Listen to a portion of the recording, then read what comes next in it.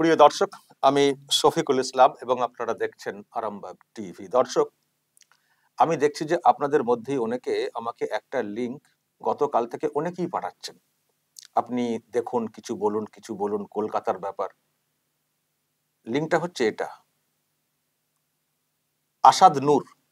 আপনারা হয়তো অনেকেই ফলো করেন, বাইরে রয়েছেন বাংলাদেশের। উনি একটা ভিডিও করেছেন যার এরকম লেখা শুরুতে, প্রিয় কলকাতা, বাহারকে ধরিয়ে দিন। কে এই বাহার? নিশ্চয় আপনাদের হয়তো মনে থাকবে, আমিও সেটা নিয়ে অনেক খবর করেছিলাম। বাংলাদেশের কুমিল্লাতে পুজো মণ্ডপে সেই কোরআন শরীফ রেখে দেওয়া, সেই নিয়ে কি সব কাণ্ড, ভাঙচুর, কত স্লোগান, তারপর সিসিটিভি ফুটেজ সামনে আসা, মসজিদ থেকে বেরিয়ে তারপরে এইসব কাণ্ড করানো, কক্সবাজারে তাকে পরে ধরা, ইকবাল, মনে পড়ছে আপনাদের? সে নিয়ে কত হইচই, বাংলার মিডিয়া, ন্যাশনাল আমাদের ভারতের মিডিয়া কত হইচই করলো। তারপর কি হলো কে জানে। যেটা আমাদের দোষ, যখন কিছু ঘটে খুব চিৎকার করি, তারপর কি হয় আর আমরা দেখি না, ভুলে যাই, আপনারাও ভুলে যান। তাই হয়েছে বিষয়টা। কিন্তু আসাদ নূর যেটা এখন মনে করাচ্ছেন, ধরিয়ে দিচ্ছেন, যে যিনি এই ঘটনার কার্যত খলনায়ক ছিলেন, ওখানকার এমপি, তিনি নাকি এখন কলকাতায় গা ঢাকা দিয়ে রয়েছেন। গা ঢাকা ঢাকা ঠিক না, মানে উনি যেটা বলতে চাইছেন, বহাল তবিয়তেই রয়েছেন। তো সেই জন্য উনি একটা এরকম অ্যাপিল রেখেছেন, প্রিয় কলকাতা, বাহারকে ধরিয়ে দিন। তো আমি আরো ডিটেলস কথা বলবো। আমি আসাদ নূরের সঙ্গে ডিরেক্টলি একটু যোগাযোগ করার চেষ্টা করছি, উনি তো বাইরে রয়েছেন। আমি অনলাইনে নেওয়ার চেষ্টা করছি দর্শক, আর একটু পরিষ্কার জানবো বিষয়টা কি। আমাদের কাছে যে তথ্য নেই, ওনার কাছে আছে, সেটা আরো ডিটেলস জানবো আর কি। হ্যাঁ, এই মুহূর্তে পেয়ে গেছি। আসাদ নূর ইউএসএ তে রয়েছেন, সেখান থেকে আরামবাগ টিভিতে অনলাইন হয়েছেন। আপনাকে স্বাগত জানাই আসাদ নূর, আরামবাগ টিভিতে।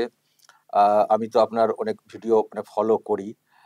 আমি এটা দেখলাম, এবং আমার দর্শকও যে আপনার দর্শক, সেখান থেকে আমাকে লিঙ্ক পাঠানো, তো সেখান থেকে আরো এটা স্পেশালি আমি দেখছিলাম। আমাকে একটু বলুন তো, দর্শকদের উদ্দেশ্যে আরো একটু পরিষ্কার করে বলুন, এই যে আপনি বলেছেন প্রিয় কলকাতা, বাহারকে ধরিয়ে দিন, কেন বাহারকে ধরানোর কথা বলছেন? ওনার কি লিঙ্ক কুমিল্লার সঙ্গে ছিল? একটু বলুন তো ডিটেলসটা। Thank you for having me. বাহারকে ধরিয়ে দিন এটার একটাই কারণ, সেই রক্তাক্ত শারদ আপনি যে কথাগুলো বলছিলেন, 2021 সালে কুমিল্লার নানুয়ার দিঘির পাড়ে কোনো এক ব্যক্তি ওই শারদীয় উৎসবের সামনে, মণ্ডপেও নয়, গেটে হনুমান সহ আরো বেশ কিছু মূর্তি ছিল, ভাস্কর্য ছিল। ঠিক এটা ওয়েলকাম করার মতো। তো সেখানে কোলের মধ্যে গিয়ে হনুমানের গদাটি সরিয়ে কোরআন রাখা হয়। এই কাজটি বাহার করেছিল ওই এলাকার হিন্দুদের একটা চরম শিক্ষা দেওয়ার জন্য। চরম শিক্ষা মানে তারা বাহারের কথা শুনছিল না। তাই সে, ধরুন আপনার পুরো এক বনের মধ্যে, একটা জঙ্গলের একটা গাছের উপরে খুব রাগ, আপনি হোঁচট খেয়েছিলেন কোন একটা কারণে, এখন ওই গাছটাকে আপনি পুড়িয়ে দেবেন। তো লাগালেন আগুন, গাছটা পুড়লো, সাথে পুরো জঙ্গল পুড়ে গেল। বাহার এই কাজটাই করেছে। সে তার পাড়ার, নানুয়ার দেখি ওই পাড়ার পূজা মণ্ডপ সংলগ্ন কিছু জায়গা দখল করতে গিয়ে সে এই ধর্মীয় যে সন্ত্রাস সেটি চালালো। অর্থাৎ কোরআন যেহেতু রেখেছে, তাই হনুমান ভেঙে দাও, হনুমানের সাথে আরো যে হনুমানের ভাস্কর্য ভাঙো, ওই পূজা মণ্ডপটি ভেঙে দাও। কয়েক ঘন্টার মধ্যে সেটি করা হয়েছে। পুরো দিঘির মধ্যে, মণ্ডপের খুব পাশে, দিঘিকে কেন্দ্র করে একটি সুন্দর জায়গা ওখানে, এবং সেখানে মণ্ডপ হয়েছে, প্রতি বছর হয়। বাহারের উদ্দেশ্য ছিল ওইখানে মণ্ডপ, এটা তার ভালো লাগছে না, সে ওই জায়গাটা দখল করে কোন একটা ধান্দা তার ছিল।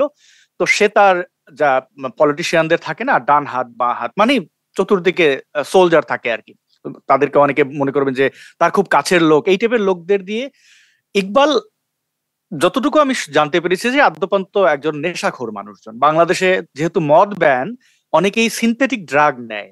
আপনারা এগুলো চিনবেন না কলকাতাবাসী, অনেক ধরনের খুব বাজে, মানে সহজ ভাষায় বললে কাশির ওষুধ, এই ধরনের খুব, এবং জুতো সেলাইয়ের গাম, এইসব অনেক ধরনের আরো ট্যাবলেট এগুলো খায়। বাহার এই এই এই নেশাখোর লোকটাকে ভাড়া করেছিল তার আশেপাশের চেলা দিয়ে আর কি।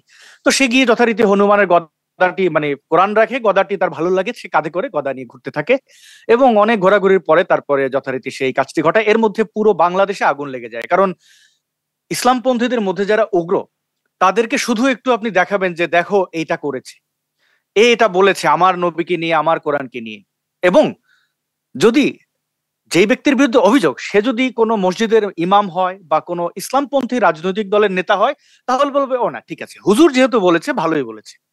সে যাই বলুক না কেন বলবে হুজুর যেহেতু বলেছে, ওনার মাথায় টুপি, উনি এত ইসলাম জানেন, উনি কি আর কম জানেন নাকি, নিশ্চয়ই ভালো কিছু বলেছেন। কিন্তু যদি নামটা হয় বাঙালি নাম, বাঙালি নাম মানে হিন্দু নাম আর কি, যদি নাম বাঙালি হয় তাহলে পরে খুবই অসুবিধা আছে। আর যদি বলা হয় নাস্তিক বা খ্রিস্টান বা বৌদ্ধ, কোনো যাচাই বাছাই নাই, ভেঙে দাও, পুড়িয়ে দাও, জ্বালিয়ে দাও, মারো, ধরো, যা ইচ্ছা করো, দেশ থেকে বের করে দাও। সেটাই হয়েছে। সারা বাংলাদেশে যতগুলো পূজা মণ্ডপ ছিল তার মধ্যে বেশিরভাগ বন্ধ করে দেওয়া হয়েছে ঘোষণা দিয়ে যে না, এবার আমরা দুর্গোৎসব করতে পারবো না। কিছু কিছু জায়গায় সীমিত পরিসরে হয়েছে। আতঙ্কের মধ্যে এই 4-5টা দিন হিন্দু সম্প্রদায়ের মানুষজন তাদের পুরো জীবনে বোধহয় এত আতঙ্কে থাকেনি ওই 4-5 দিন যতটুকু আতঙ্কে থেকেছেন। আমি জানি বাংলাদেশের, বা আপনিও জানবেন, আপনি কলকাতায় সবচেয়ে সুন্দর যে উৎসবটি হয় সেটা হচ্ছে দুর্গোৎসব। সারা বছর ধরে মানুষজন এই উৎসবের জন্য অপেক্ষা করেন, হোক হিন্দু, বৌদ্ধ, খ্রিস্টান, সবাই অপেক্ষা করেন। সেই অপেক্ষার সময়টি যখন আসলো তারপরে তাদের এইভাবে এটা কিন্তু গণহত্যার চেয়ে কোনো অংশে কম নয় সংখ্যার। হ্যাঁ, গণহত্যা বলছি, হত্যা হয়েছে।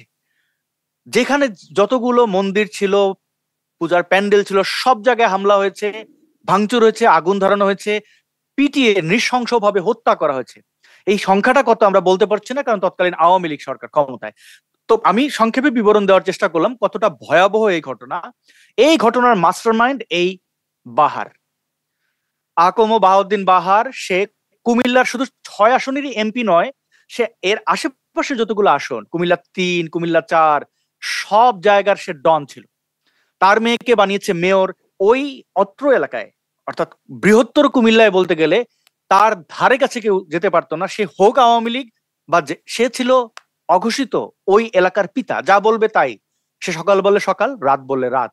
তো এই আতঙ্কে রাখা ব্যক্তিটি হিন্দুদের সাথে শুধু এই কাজটি করেছে তার ক্ষুদ্র স্বার্থ চরিতার্থের জন্য, এবং তার লাগানো একটি গাছে আগুন পুরো বাংলাদেশে যখন আগুন লেগে যায় তখন এই বিষয়টি ধামাচাপা দেওয়ার চেষ্টা হয়। কিন্তু যেহেতু পত্রপত্রিকা অনেক বেশি লেখালেখি হয়, দেশের বাইরে থেকেও এর জন্য প্রতিবাদ করা হয়, সমগ্র বিশ্বে থাকা বাংলাদেশি হিন্দু, বৌদ্ধ, খ্রিস্টান, অমুসলিমরা, এমনকি মুসলিমরাও রাস্তায় দাঁড়িয়ে প্লাকার্ড নিয়ে প্রতিবাদ করেন যে এই কাজটি করতে দেওয়া যাবে না। সরকার একটু ধামাচাপা দেওয়ার চেষ্টা করলেন, কক্সবাজার থেকে গিয়ে ইকবালকে ধরে আনলেন।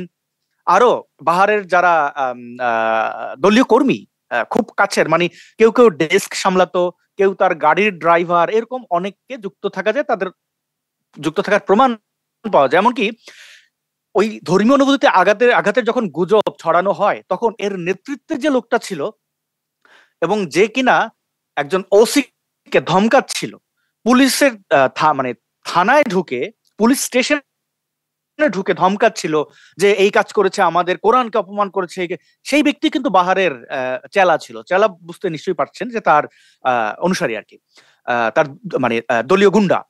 এদের অনেককে অ্যারেস্ট করা হয় কিন্তু আবার ছেড়ে দেওয়া হয়। কতজন মানুষকে ঠিক হত্যা করা হয়েছে এর কোনো প্রমাণ নেই, ধর্ষণের কোনো প্রমাণ নেই, কারণ লোপাট করা হয়েছে। আপনি এখন গিয়ে গুগলে সার্চ করুন, এত বড় একটি ঘটনা আপনি বেশি কোনো নিউজ পাবেন না, কারণ বাহার তার ক্ষমতার অপব্যবহার করে আওয়ামী লীগের মদতে সবকিছু ধামাচাপা দিয়েছে। তো এত বড় একজন সন্ত্রাসী কলকাতায় বসে সে দিব্যি আরামায়েশ বাংলাদেশ থেকে যা টাকা লুটপাট করেছে, সে এবং তার মেয়ে পালিয়ে, সে এবং তার পরিবারের অন্যান্য সদস্যরা পালিয়ে কলকাতায় মজ মাস্তি করবে। 4 দিন আগে তার মেয়ের বিয়ে দিয়েছে কলকাতায়, দ্বিতীয় বিয়ে।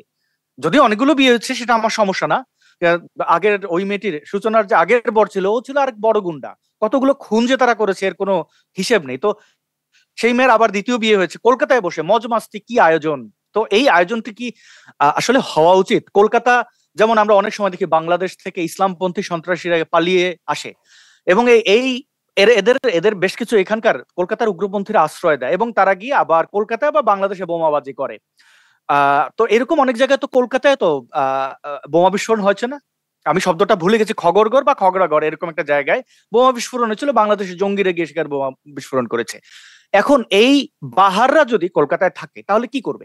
দেখুন, বাংলাদেশের মানুষ জাস্টিস চায়। যে অপরাধী তার পক্ষে যদি আপনি কথা বলেন, সে হোক আপনার পক্ষের, আপনার বিরুদ্ধে, যে ধর্মের হোক, সে কিন্তু এটা স্পষ্ট হবে যে আপনি অপরাধের প্রশ্রয় দিচ্ছেন, আপনি অপরাধীর পক্ষের লোক। আপনার ভারতের ব্যাপারে অনেক বাংলাদেশের উগ্রপন্থী মুসলমানরা নিন্দা করে যে এরা হিন্দু, এরা বাংলাদেশকে দখল করতে চায়, এরা ইসলামের শত্রু, এরা বাংলাদেশিদের পছন্দ করে না। এই ধরনের যে গাল গল্প, যে গুজবগুলো আছে, সেগুলোকে তারা জাস্টিফিকেশন কিভাবে নিয়ে আসে জানেন? এই ধরনের সন্ত্রাসীকে দেখিয়ে বলে যে দেখো, এই যে কয়েকজন আছে দাগি আসামি, ওবায়দুল কাদের এবং নারায়ণগঞ্জের ডন শামীম ওসমান, এই কুমিল্লার ডন বাহার, এই ধরনের লোকরা যখন কলকাতায় থাকে, তারা বিয়ে শাদী করে, তারা আনন্দে থাকে, তাদের আরো যারা অনুসারী আছে তাদেরকে ভিডিও করে দেখায়, ওই দা কি রাজার হালে আছি, খাবি, এই মদ দেখায়, কি কি ব্র্যান্ডের মদ খাচ্ছে। এবং সেগুলো আপনারা মানে কলকাতাবাসী হয়তো বাংলাদেশ নিয়ে এতটা কনসার্ন নন, যতটুকু দেখেন টেলিভিশন থেকে, দেখতে হয় দেখেন পাশের একটা দেশ, কিন্তু তার এলাকার এমন কেউ জানে না যে সে খুব আরামে আছে। তো তার অনুসারীরা যেমন জানে, তার এনিমিরাও জানে। এটা তো ভারতের জন্য খারাপ না? ভারত এদের আশ্রয় দিচ্ছে কেন? আচ্ছা ঠিক আছে, ভারত খুব মহান, তাহলে দাউদ ইব্রাহিমকেও নিয়ে আসুন, আরো বিশ্বের যত সন্ত্রাসী আছে তাদের আনুন, এনে খাওয়ান। কলকাতার রসগোল্লা অনেক সুন্দর, এবং দুর্গোৎসব হয়, সেগুলো দেখান। তারা যখন যেন এখান থেকে দেখে দুর্গোৎসব কিভাবে হয়, কতটা জাঁকজমকপূর্ণ হয়, এবং এই মণ্ডপগুলো দেখে টেকে ভালো করে একটু ট্রেনিং নিল, বাংলাদেশে গিয়ে যেন পড়াতে পারে। মানে ভালো ভালো জিনিস দেখলে তো তার মানে বুঝতে পারবে ভালো কতটুকু সুন্দর হতে পারে, আর সুন্দরের বিরুদ্ধে তো তারা এগুলো করুক। এতটুকু আমার বক্তব্য, কেন ধরিয়ে দেব। আমি যেটা জানতে চাই, আপনার কাছে কি সত্যি স্পেসিফিক তথ্য আছে যে উনি কলকাতায় আছেন? হ্যাঁ, একদম স্পেসিফিক তথ্য আছে। কোথায় আছে? প্রত্যক্ষদর্শীরা নিউ টাউনে আছেন। আমি বাড়ির অ্যাড্রেস বলতে পারি না, আপনি জানেন ইউটিউব বা ফেসবুকের কমিউনিটি স্ট্যান্ডার্ড অনুযায়ী আপনি কারোর অ্যাড্রেস না সেটা আমি বলতে চাই, আইডেন্টিটি জানতে চাই। মানে আপনি নিশ্চিত যে এখানে আছেন এবং ওপেনলি? হ্যাঁ, আমি শতভাগ নিশ্চিত। আচ্ছা, বুঝতে পেরেছি। তো আপনি যে তার চেহারার অবয়ব বদলেছে, আপনি দাবিটা করছেন যাতে এখানকার মানুষও এটাকে ধরিয়ে দিতে সাহায্য করে, কিন্তু ধরাবে বলতে কাকে ধরাবে? আপনাদের ওখানেও তো এখন বিচার বলে কিছু আছে, যেসব খবর আসছে ওখান থেকে। যদিও যে অন্যায়ের কথা আপনি বলছেন তার তো বিচার খুব কঠিন হওয়াটা উচিত, কিন্তু বাংলাদেশে এখন কি বিচার ব্যবস্থা আছে ঠিকঠাক আপনার মনে হয়? আমি দেখছিলাম যে একটা খবর বেরিয়েছে যে হাসিনার নাকি কোনো বক্তব্যই ওখানকার মিডিয়াতে চালানো যাবে না, যে মিডিয়া হাসিনার কোনো বক্তব্য চালাবে তার বিরুদ্ধে আইনি ব্যবস্থা হবে। এটা তো পুরোপুরি কন্ট্রোল। আমি ধরছি হাসিনা খুব খারাপ ছিলেন, কেউ কেউ বলতে পারেন, কিন্তু একটা মিডিয়াতে তার বক্তব্য চলতে পারে না। মানে এটা কি ধরনের দেশ? তার কি বিচার? আপনি কিসের উপর নির্ভর করছেন? ভারতীয়রা ধরে কি করবেন? আমি বাহারকে সাফাই দিচ্ছি না, আমি বাংলাদেশের বর্তমান সিস্টেম নিয়ে কথা বলতে চাইছি। দেখুন, একজন বাহার আমার কাছেও গুরুত্বপূর্ণ না। বাংলাদেশে ফ্যাসিস্টদের দখলে, ইসলামপন্থী সন্ত্রাসীদের দখলে, এটা এখন একটা পাকিস্তান, মানে পূর্ব পাকিস্তান, এতে কোনো সন্দেহ নেই কোনো দিক থেকে। শেখ হাসিনা বক্তব্য শোনানো যাবে না, এগুলো হচ্ছে যে ক্ষমতার মানে চূড়ান্ত বাজে ব্যবহার। এখন শেখ হাসিনার বক্তব্য টেলিভিশনে না দেখালে মানুষ ইউটিউবে দেখবে না, আপনাকে তো কতবার ধরে নিয়ে গেল। আপনি তো বাইরে আছেন, ইউএসএ তে আছেন নিশ্চয়ই, মানে এই ধরনের ব্যান নিষিদ্ধ কোথাও শুনেছেন পৃথিবীতে? আর এটা তো চূড়ান্ত বোকামি, এখন কি এভাবে আটকানো যায়? দেখুন, এটা তো হাস্যকর, আটকানো যায় না। এক্স্যাক্টলি, আপনি তো নিজেও তার উদাহরণ, আপনাকে আটকাতে পেরেছিল তো, এভাবে আটকানো যায় না। তো তারা এটা করছে কারণ তারা বোঝাতে চায় আমরা ফ্যাসিস্ট। তো এখন বাংলাদেশ খারাপ এর মানে এই না, বাংলাদেশ যখন ভালো ছিল, ধরে নিচ্ছি শেখ হাসিনার আমলে ভালো ছিল, তখন যে ব্যক্তিটি পুরো বাংলাদেশের একটা সম্প্রদায়, যারা কিনা সংখ্যায় খুবই কম, যারা এই বাংলাদেশের ভূমিপুত্র ভূমিকন্যা ছিল, এই বাংলাদেশ ছিল হিন্দুদের, এই বাংলাদেশ ছিল বৌদ্ধদের, তাদেরকে ধীরে ধীরে তাড়াতে এখন সেই সংখ্যাটা, সেই 30 স্বাধীনতার পরেও 30% থেকে এখন 5% এসে ঠেকেছে। তাদেরকে যারা এইভাবে পুরো বাংলাদেশে ক্লিনজিং চালালো, সেই বাহার এসে কলকাতায় আরামে থাকবে? বাংলাদেশে বিচার নেই বলে তাকে অ্যারেস্ট করা হবে না? আর জনগণ মানুষটাকে ধরে গণপিটুনি দেবে এমন কোনো কথা আমি বলছি না। আমি জানি কলকাতার মানুষ এমনও নয়, মবে বিশ্বাস করে না। তাকে আটক করে ভারতের আইন অনুযায়ী সে তো অবৈধ। শুনুন শফিক সাহেব, আমি কলকাতায় অ্যারেস্ট হয়েছি 2019 সালের জানুয়ারি, ফেব্রুয়ারি, মার্চ, এপ্রিল, মে মাসের 19 তারিখ, যেদিন ইলেকশন ছিল। আমি কলকাতার লেক থানায় অ্যারেস্ট হয়েছি। আমার অপরাধ কি ছিল জানেন? অবৈধ অনুপ্রবেশ। আমি বাংলাদেশে কাউকে একটা থাপ্পড় মারিনি, কারোর 1 টাকা মেরে দেইনি, কোনো নারীর ওড়না ধরে টান দেইনি। আমি ভারতে অ্যারেস্ট হয়েছি কেন? কারণ আমি বাংলাদেশি, আমার কাছে বৈধ কাগজপত্র ছিল না। আমি অপরাধ না করে যদি ভারতে 6 মাস জেল খেটে অনেক অনেক অনেক কষ্ট করে বেল পেয়েছি, আমি আদালতকে ধন্যবাদ দিই। আচ্ছা আমি যদি ভারতে জেল খাটতে পারি, একজন অপরাধী সে সেইখানে মুড়ি মোয়া খাবে, বাংলাদেশ থেকে লুটপাট করা টাকা এনে এখানে মজ মাস্তি করবে, এটা এটা কোন ধরনের জাস্টিস? না না, আমি আমি আসাদুর, আমি তার আবারও তাকে বলছি, অ্যারেস্ট। আমি কুমিল্লা যে ঘটনা আমি নিজে খুব নিন্দা করেছি। আমি মনে করি এইসব লোকের কঠিন শাস্তি হওয়া উচিত, এটা এটা নিয়ে আমার কোনো দ্বিমত নেই।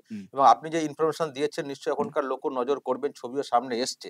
কিন্তু আপনি যে বলছেন না, আপনাকে তার মানে কোথাও একটা প্রেসার ক্রিয়েট করা হয়েছিল হয়তো, জানি না, আপনাকে ধরার ক্ষেত্রে। আমি জানতাম না যে আপনি এখানে গ্রেপ্তার হয়েছিলেন বলে। কিন্তু ধরে এখন উনি যদি বৈধ কাগজপত্র দেখান এখানে আসার বিষয়ে, ওনার যদি পাসপোর্ট থাকে, ভিসা থাকে বা এ থাকে, তো সেখানে ভারত সরকার কতটা করতে পারে? নিশ্চয়ই একটা ওখানে স্বাধীন একটা ভালো সরকার গঠিত হলে। আমি বলে দিচ্ছি, না না না, নেই নেই, তার কোনো বৈধ কাগজপত্র নেই। আচ্ছা সে বাংলাদেশে এই যে সমন্বয়ক, এই যে ছাত্র ছাত্র ছাত্র বলবো না, এরা তো হচ্ছে যে চরম অসভ্য, এক একটা আচরণ দেখলে ছাত্র বললো। তো এই বাংলাদেশের ক্ষমতা যারা দখল করেছে, ইউনুসের যে গ্যাং রয়েছে, তাদেরকে সে টাকা, বিশাল অঙ্কের টাকা দিয়ে বর্ডার পার পার হয়েছে, এবং সে অবৈধভাবে অবস্থান করছে। সরকার পতনের আগে তারা এখানে আওয়ামী লীগের যারা আছে সেটা আপনি তাদের দাবি মধ্যে করছেন যারা তাই তো? অপরাধ করেনি। মানে আপনি নিশ্চিত যে উনি যে আছেন আমি, পুরো অবৈধভাবে আছেন, এটা হ্যাঁ, আপনার? আমি জানি, আমি আমি আমি আমি তার একদম ডিটেল জানি, হ্যাঁ, জেনে আমি বলছি। ওকে, নিশ্চয়ই আপনি এই বিষয়টা সামনে এনেছেন। আমি তো অবশ্যই, যারা আমাদের এখানকার কনসার্ন অথরিটি আছেন তাদের নজরে বিষয়টা আসুক। কিন্তু আপনি অ্যাপিল করেছেন যে এই ধরনের লোকেদের ব্যবস্থা হওয়া উচিত। আমরাও সেটা মানি, কারণ আমরা সত্যি আমরা আওয়ামী লীগ রাইট। বলে তার সবাই সবাই স্বচ্ছ খুব ভালো সেটা আমরা কখনোই বলতে পারি না। কিন্তু এখন যে সরকারটা চলছে, যেটার উপরে অনেক মানুষ আশা করেছিলেন, আপনিও তো অনেক অত্যাচারে দেশের বাইরে আছেন, যেটা আমরা পরিষ্কার বুঝতে পারছি। আচ্ছা, আমি আপনার একটা ভিউ নিতে চাই, এখন যে সরকারটা চলছে আপনি কেন দেশে ফিরছেন না? দেখুন, এখন যে সরকার, সেই সরকার আগের সরকারের চেয়েও খারাপ। আচ্ছা এখন দেশ চালাচ্ছে জামাত ইসলামী, যারা 1971-এ আমাদের এই বাংলাদেশের মুক্তিকামী মানুষের বিরুদ্ধে গণহত্যা চালিয়েছিল, রাজাকার, গাদ্দার। তো তারা এখন ক্ষমতায়, অফিসিয়ালি না আনঅফিসিয়ালি। সামনে আর দেখছেন ইউনুসকে। তো আমি কেন মরতে যাব? বুঝতে এখন তো পারছি। দেশের অবস্থা আগের চেয়েও খারাপ। আমি অবশ্যই দেশে ফিরবো, কিন্তু যেহেতু এই বাংলাদেশ এখনো ডানপন্থীদের হাতে, সেই জঞ্জাল মুক্ত করতে হবে।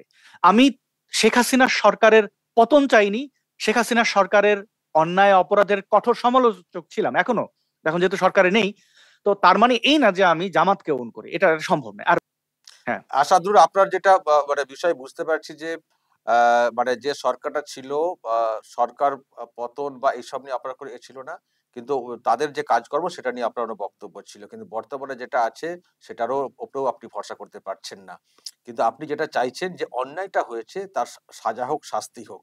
সেজন্য কলকাতায় যে খবরটা আপনি পেয়েছেন, যেখানে আছেন, সুতরাং কলকাতাবাসীও ধরিয়ে দেওয়ার চেষ্টা করুন। সেই অ্যাপিলটা আমি দেখছি আপনার ভিডিওতে আছে এবং আপনিও সেটা বলছেন। কিন্তু এটা আপনি জানি না কতটা কি মানবেন। কিন্তু আমরা এখানে মানি, এই অবৈধ অনুপ্রবেশ যারা ওখান থেকে আসেন, তারা কিন্তু এই বাংলাতে আ খুব স্বচ্ছন্দে থাকতে পারেন। এটা আমাদের দেশের, আমরা মানুষ হয়েও আমরা সেটা ফিল করি। তো আমি এখানে আর ওইসব নিয়ে বিস্তারিত আপনাকে বলছি না। কিন্তু আপনি চাইছেন এর বিচার হোক। আমিও বলব শেষে যে এর বিচার হোক। কিন্তু বিচার হতে গেলে বিচার ব্যবস্থার প্রয়োজন রয়েছে। ভারতবর্ষ এমন একটা দেশ, কাউকে ওই মব লিঞ্চিং করে মেরে ফেলবে, ঘেরাও করে মেরে ফেলবে, সেটা ভারতবর্ষ করে না। না যেটা না। বাংলাদেশ থেকে আমি কতগুলো ভিডিও দেখছি, আমরা খুব, মানে খুব আমাদের খুব খারাপ লাগে, সেসব ভিডিও দেখাতে পারি না। বিশেষ করে কদিন আগে পাথর মেরে যেটা মারা হলো, নিশ্চয়ই আপনিও দেখেছেন। আপনারা অনেক কষ্ট পাচ্ছেন আমাদের থেকে অনেক বেশি হয়তো। কিন্তু কিছু করার নেই। আমরা চাই বাংলাদেশে একটা সুশাসন প্রতিষ্ঠিত হোক। আমি জানি না সেটা আদৌ হবে কিনা।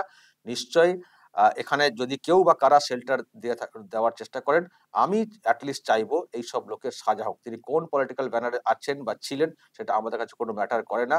এইরকম মানবতা বিরোধী এবং ওখানে হিন্দুদের উপরে যে নির্যাতন, যেটা নিয়ে আমরা সরব হয়েছি, আমরাও চাইবো ভারতবর্ষে কোথাও সেই ব্যক্তি লুকিয়ে থাকলে তার সঠিক বিচারটা হোক।